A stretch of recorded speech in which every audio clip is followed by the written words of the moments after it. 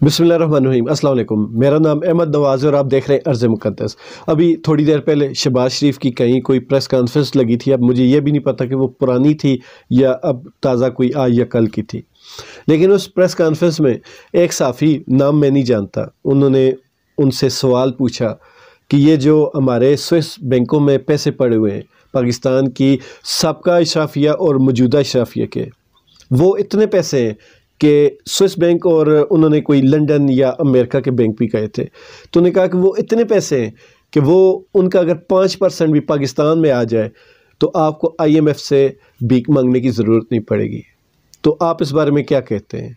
तो शहबाज शरीफ साहब ने हस्बे मामूल पहले तो उनके TV का नाम पूछा कि वो कहाँ से हैं, फिर उसके बाद उन्होंने कहा कि बहुत अरसा पहले ये बातें कोई एक बंदा करता था। अब वो बहुत अरसा उनका पहले इमरान खान के वो जो 4 साल की हुकूमत है वो उसकी बात कर रहे हैं कि वो बंदा कहता था कि बाहर के बैंकों में 300 करोड़ डॉलर या मतलब रुपए पड़े हुए हैं, तो वो मैं लेके आऊँगा 90 दिनों के अंदर। तो उन्होंने कहा कि वो नहीं लेके आया। तो आप ये सवाल उससे पूछें, मतलब कि आपसे एक सीधा सवाल पूछा गया कि आप पैसे लेके आएंगे या नहीं। आप सीधा सा जवाब दें कि वो झूठ है, पैसे कोई भी बाहर नहीं पड़े हुए। अगर आप ये कहते हैं तो तब भी आप फंसते हैं, क्योंकि इस 4 साल दौरे हुकूमत से पहले जब PDM और आप आपस में लड़ते होते थे, तब ये दोनों आप एक दूसरे के ऊपर इल्ज़ाम लगाते होते थे कि इनके पैसे बाहर पड़े हुए हैं। तो आज आप इस चीज़ से इनकार कर रहे हैं कि मुल्क से बाहर किसी का भी कोई पैसा नहीं पड़ा हुआ। ये तो सबसे बड़ा झूठ है और सब जानते हैं। फिर दूसरा आपका जवाब ये होना चाहिए था कि पैसे नहीं है, इस वजह से हम नहीं ला सकते, ना हम वादा कर सकते हैं। लेकिन वो जो शहबाज शरीफ की बेचैनी थी वो साफ बता रही थी कि इस सवाल से शहबाज शरीफ साहब बहुत ज़्यादा हर्ट हुए, उनको गुस्सा आया, और उस गुस्से का जो आगे से उन्होंने इल्ज़ामात की बौछार कर दी इमरान खान के ऊपर, वो बहुत ही देखने लायक थी।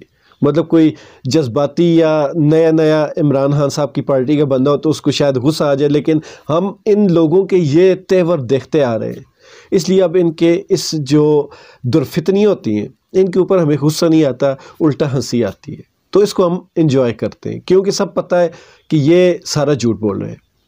तो उन्होंने इमरान खान साहब के ऊपर बहुत ज़्यादा बौछार कर दी कि उन्होंने ये वादा किया था, वो किया था, ये उन्होंने नुकसान दिया, वो किया।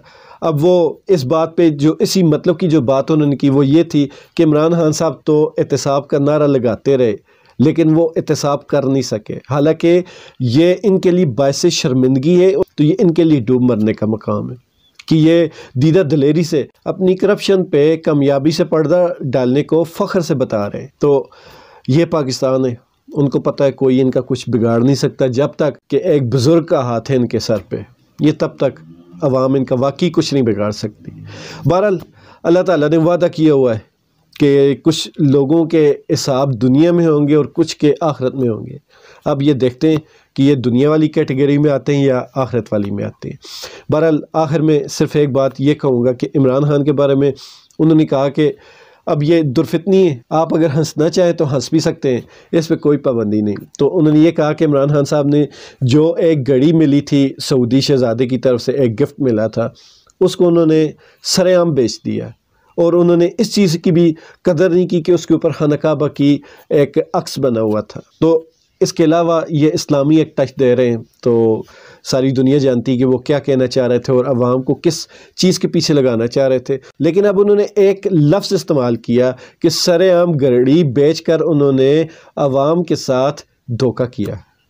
तो उनसे कहना ये चाहूँगा कि मियाँ साहब, जो काम सरेआम हो वो धोखा नहीं होता। जिस बंदे ने सरेआम बेच दी, बकौल आपके सरेआम उन्होंने घड़ी बेच दी, तो ये धोखा नहीं हुआ। धोखा एवन फील्ड्स के अपार्टमेंट्स हैं या स्विस बैंकों में पड़े जो डॉलर हैं, पाकिस्तानी रुपए हैं वो हैं, या दुबई में जो खड़े प्लाजे हैं, ये सारा धोखा है।